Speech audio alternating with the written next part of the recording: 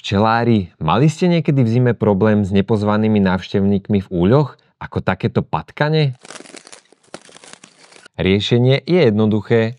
Zatvorte svoje letáče so zatváračmi letáča. V našej ponuke nájdete množstvo zatváračov letáčov.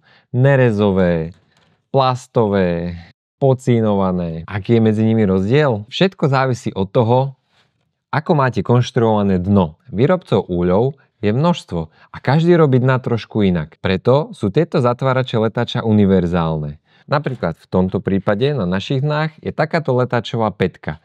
Teda zatvárač letáča sa umiestní priamo na letáčovú pätku. Vždy si v podstate dajte pozor iba na to, aby nevznikla medzera, cez ktorú by mohol nejaký hlodavec vniknúť do úla. Ak nemáte vyberateľnú pätku, môžete použiť v podstate takéto väčšie zatvárače letáča, ktoré vám prekryjú skoro celý predok úla. Pri každom zatvárači letáča máme písané presné rozmery, takže si ho viete zmerať a presne si vybrať podľa toho, ktorý vám bude pasovať na vaše dno.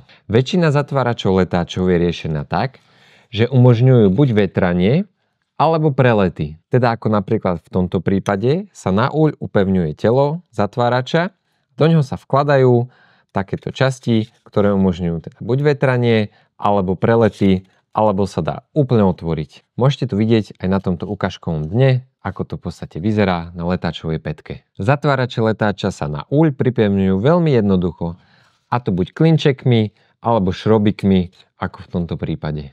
Chránte svoje včelstvá v zime pred hlodavcami so zatváračmi letáča a nezabudnite kliknúť na sledovať na našej facebookovej stránke baraník.sk včelárske potreby.